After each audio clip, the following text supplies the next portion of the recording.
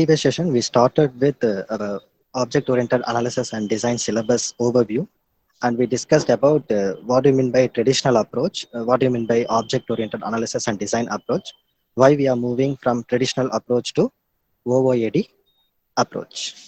Okay, so in today's session, we are going to discuss about unified process. Okay, so unified process, it is one of the main process we are going to use in object-oriented analysis and design. Okay. So in software engineering, we are having waterfall model, right? So using that waterfall model, what we are going to perform?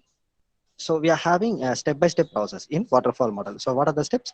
First step is we are going to requirement gathering, analysis, design, develop, implementation, testing, and maintenance, right? So these are the steps we are having in waterfall model. So if we are going to use that waterfall model means there will be some disadvantages, okay? So to overcome that disadvantages, we are going to use this unified process, right? Uh, I tell you example. If we are using waterfall model, so in that waterfall model, we are having only one iteration, okay? So first you are going to analyze your application, you are going to design your application, you are going to implement, you are going to construct, testing, and maintenance. So this is the only one iteration we are performing in waterfall model. If you are going to use this model, there will be some disadvantage like we can't add any new features or new requirements in middle of our project. Once our project started to develop, we can't add any new features or any new requirements given by clients or any new feedbacks we can't adopt in our waterfall model. Once it is started, that's all. We have to execute that requirements up to our running executable project. Okay. Now we are moving to object-oriented analysis and design.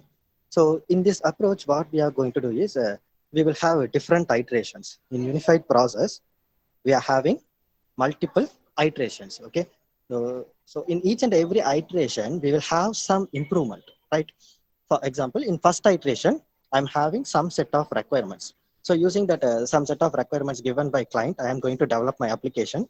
So after that first iteration, I will have a review with my client. So in that review, clients will give some feedbacks for our first iteration output. So that feedbacks we have to adapt. It may be some changes, it may be some new features additionally we have to add. So this kind of feedbacks we will get from clients, and also we will get from our internal staff members also. Okay, so we have to adapt that changes and that additional features in our second iteration. So in first iteration I got some feedbacks, so I need to adapt my feedbacks in my second iteration. So again I am going to perform my second iteration. In second end of my second iteration also I will get some suggestions or feedbacks. Then again I will go for third iteration. In the third iteration I will adapt my second iteration's feedback. So likewise we have to make more number of iterations. So in each and every iterations we will have some kind of improvements. We will adapt some changes, or we will add some new features in our each and every iteration. So end of the last iteration we will have our complete project. Okay, so this is the process of unified process. That means the iterative process. Okay, so in software engineering the goal is to efficiently and predictively deliver a software product that meets the needs of your business. So this is our general goal of our software engineering. So to achieve that goal, first we used our software development process. So it is an approach to building, deploying, and maintaining the software. But uh, there will be some problems because we can't add more features, or we can't adapt feedbacks in between our process development. So we are going for unified process. It is a process for building object oriented system. So the goal of the unified process is to enable the production of high quality software that meets users needs within predictable schedules and budgets. So in unified process we are going to uh, develop a good quality software. So why we call it as a good quality software? It means we are having multiple iterations. In each and every iterations, we will have some improvements, right? So end of that, our last iteration, definitely our product will be a quality product. All our feedbacks and changes will be adapted in our application or software. Okay. So unified process is based on the enlargement and refinement of a system through multiple iterations with a cyclic feedback and adaptation. So it's based on the enlargement and refinement. So enlargement is nothing but we are going to develop a complex software or application. Okay, if you are going to develop a complex application, so initially we will start with our basic requirements. Okay, so we will not add all our requirements in our first phase itself, that means the first iteration itself. Initially we will work with our beginning requirements, then in each and every iterations we are going to add our further requirements. Okay, so our complex projects or applications will be developed easily when we are using this unified process. If you are using software engineering approach, that means a waterfall model, like that model you are going to use, means our complex applications we can't develop using that kind of models. We can develop only simple applications using the waterfall models, like that kind of models. So waterfall model, it is also known as a linear model. So why we calling it as a linear model is, so once our process flow is started, we can't stop. Okay, so once it's got implemented and testing only, we can stop our development process in waterfall model. But in unified process we can stop in between, we can add additional features in between, we can make changes in between to improve the quality of our software. Okay, guys, I'm audible to everyone?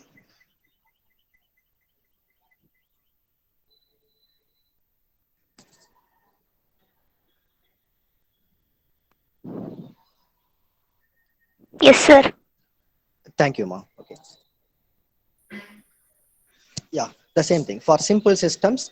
It might be feasible to sequentially define the whole problem, design the entire solution, build the software, and then test the product. For simple systems we can use our waterfall model, but for complex and sophisticated systems this linear approach is not realistic. Okay, so linear approach means that our waterfall model will not realistic, it will not suitable for our complex. So the unified process promotes iterative development. The life of a system stretches over a series of cycles, each resulting in a product release. Okay, so we are going to use iterative development in our unified process. So the life of a system stretch over a series of cycles, each resulting in a product results. So we are going to concentrate only on our product results at the end of our last iteration, not in middle of our any iterations. Okay, uh, so this is the general definition for iterative development. So development is organized into a series of short fixed length mini projects called iterations. Okay, so we are going to